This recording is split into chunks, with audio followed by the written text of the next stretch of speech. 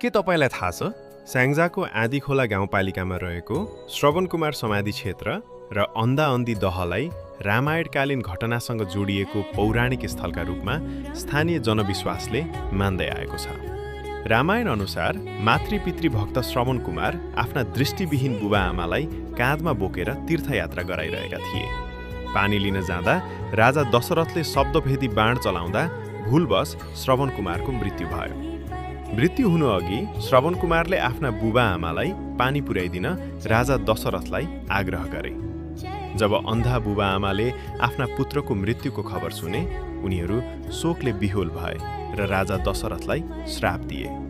जसरी हामी पुत्र वियोगको पीडाले प्राण त्याग्दैछौँ, त्यसरी नै तिमी पनि आफ्नै पुत्रको वियोगमा मृत्यु हुनेछ।